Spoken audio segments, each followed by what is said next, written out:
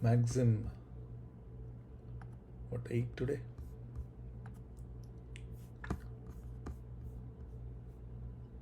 Alright, let me share my screen.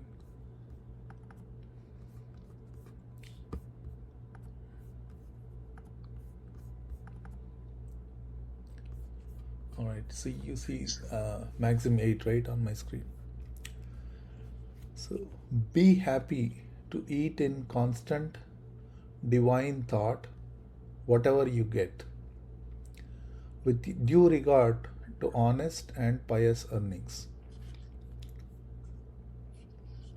Be happy to eat in constant divine thought whatever you get, with due regard to honest and pious earnings. That's the Maxim8. So it does, say a lot in these short 2 sentences. Be happy to eat in divine thought. It's a common practice for in any religion. Before we eat, we pray. Right? Whether you take Christianity and Judaism or Buddhism, everywhere this is a constant practice, a common practice, not constant, common practice to pray and eat. Why do we pray? What does it bring into us? Right? This morning when I thought I'll start this Maxim, I had few other thoughts, how I should start it, but I completely lost them. Let's see what comes out, right? So, fixing your thought on divine and eating. If you see the common thing across all the maxims, this divine thought is the common element you will observe. What is called, or what in heartfulness is constant remembrance. Means constantly being in touch with that higher essence. It starts with our morning meditation. I have repeated this many times. The condition which the meditation creates, we hold on to it. It sort of creates that divine essence, the thought of being with the divine, which we have felt, which we have experienced. It's not foreign. In thoughtfulness, divine is not foreign. It is with us all the time. It's always been with us all the time. But now we are consciously acknowledging it. We are bringing it to our awareness, that experience, the deep experience of the divine, which we felt during our own meditation. So that's, if I can hold on to it all day, then I am constantly in the divine thought. Right? Now, why specifically it is emphasized at the time of eating? So there is a saying, we are food rearranged. So whatever we eat, it becomes us. All our, system, entire, our nervous, our, the proteins will convert into the, the muscles. Everything is what transformed from what we eat into us. That's why it is said we are food rearranged. So then there is so much importance to what we eat, what we take. Now I'm here, I'm not talking about the dietary plan. What I'm talking about is in what thought, in what state we eat. And then when it converts into us, the same vibration is carried. So whatever you eat, that vibration with that which we eat is superimposed, kind of comes into the food. Then you can see how how it converts into us. You can see whether it's in a gross state or in a subtle divine state. It doesn't matter what we are eating here, right? Someone was explaining, I was listening to one of the talks. The speaker said, everything has a conscious state, all the way from stone to the animals to the humans. The fundamental difference there. I was listening to from Dajiv. The fundamental difference from the lower form of life to the higher form of life is the distance between the three bodies. Those three bodies are the physical, subtle, and the causal. When all of them are together, they are in the solid forms, minerals, stones, all that. When there's a slight change, the distance increases between the subtle, causal, and the physical, is the plant kingdom, vegetation. And as that increases, there are more and more conscious life comes into the existence, which are animals, different animals to humans. In humans, the distance is very large between the subtle, causal, and the physical body. As we spiritually evolve, the distance even increases much further. What it means is, basically, because of that higher conscious state in an animal compared to the compared to the vegetation, they become more complex. Their subtle bodies become very complex. So their subtle bodies are according to their life situations. Especially the animals are always living in fear. They feel they're under threat. They're always vigilant. So when such animals are consumed, you're also consuming their complex state, which is going to get superimposed on the our subtle bodies. Right?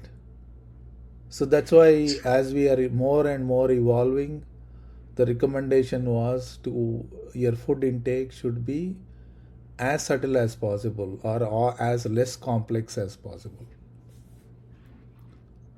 That's, vegetarian food is recommended as you are highly evolving. But at this point, any food is okay. But again, as long as we eat that food in a constant divine thought. Because, see, this food circle, the food sheath, what is called, in the spiritual anatomy, there are total 5 sheaths which are explained. The lowest sheath being the food sheath. In the Sanskrit, it is known as Annamaya Kosha. So this Annamaya Kosha is the base to create life, to prana.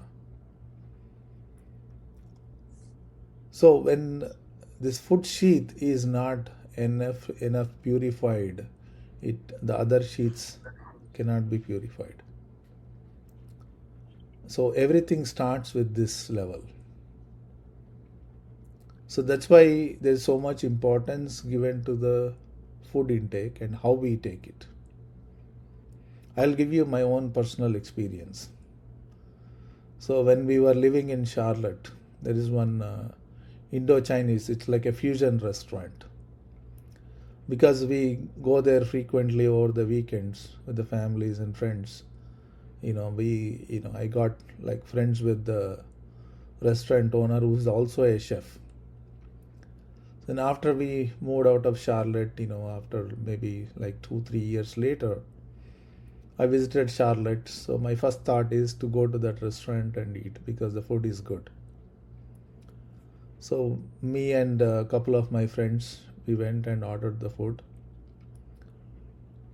The first 2 bites I have taken, even though the taste is almost the same, I did not feel the taste is right. And I was thinking what could be the reason. Then I felt the person who cooked this food is not well. That means he's going through some sickness. So then I told the waiter to call the chef because I know him. And the chef came and I asked him, how are you doing and what's going on? So he was battling cancer.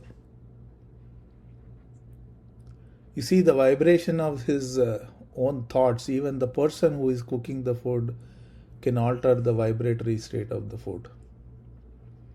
So you understand how important it is for us to work in divine thought. It changes everything and in everything we are doing.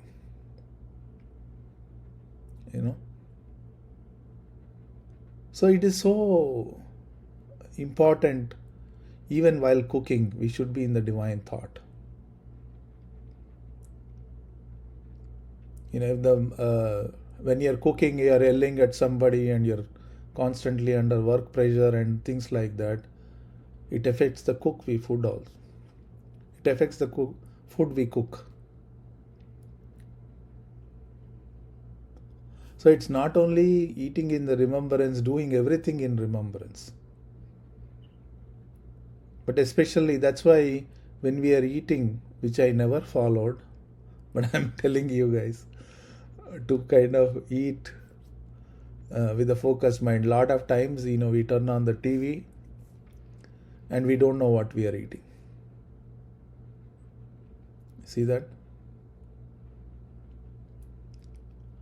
So that's why this 8th maxim is saying, eat in the divine remembrance. And the second part of the instruction of the maxim is, with due regard to honest and pious earnings. Why pious earnings? I go to work. I'm an IT guy and most of you are healthcare professionals. We are always, we are making an honest earning. We are not taking any bribes. We are not cheating. Then I can say, I am already honest. I am already earning honest. But is it enough? You see? Have you seen this movie called Gods Must Be Crazy?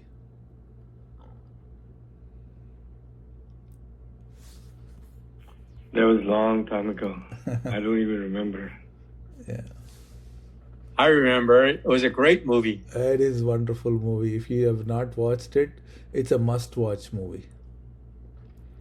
It is a must-watch movie. It's lot of. What do you call it? Lightens your mood. Gods Must Be Crazy. It's a tribe. I forgot the tribe's name. It's been a while. I just suddenly thought about it. And so they are in in some one of the deserts where water scarcity is huge, and how they survive in those circumstances. Anyways, so there's one guy going on a flight. He throws a bottle, a Coke bottle, and then the bottle falls near the tribes, where the tribe is living, and one kid picks up the bottle. And they have not seen anything like that before. It's supposedly, those Coke bottles in the old time, they are all made with glass. They are not plastic like what we have nowadays. And that becomes a center of attraction for the entire tribe. About 15-20 families, they live together, very small tribe. and everyone wants that bottle, and they want to share it, and they make make flour with it, and everything they can do, with something, a hard handle like a thing. They'll smash things with it, and everybody wants the piece of it, and suddenly there is a huge disturbance in the tribe. Competition. Until then they were all peaceful, they're doing what they can do and friendly. Suddenly, the whole difference between the families. The wife saying, looking at the husband, you are such a fool, you cannot even get a bottle for me. Right? Now the husband, is pushed into a very, now he becomes compulsive to get it, to please his wife, correct? So suddenly it becomes a big issue there. Same thing here, son, for no reason we are getting into this competitive mode. So sometimes we don't mind stepping on somebody and going up the ladder. If that is not the case, even if I don't like somebody at the office, somehow I don't do the favors which I am supposed to. So all this adds up to these pious earnings. Even doing my duty to its completion, making sure it is done correctly, is honest earnings. So wherever we lack, it does affect in our life. And then it does affect my mood, my temperament. Thus it affects how I intake my food. So everything kind of comes back. So this is a very wonderful instruction Babuji is giving us. A simple bottom line is be in that remembrance. So everything aligns in us. Even how we behave, how we interact, how we receive, everything changes. So when I'm pious in my mind, serene in my mind, even my thought input also changes. It changes my mental vibratory state. So bringing that harmony happens because of that remembrance I am living in, or I am living with. If I can create that remembrance, life becomes wonderful, no matter what happens.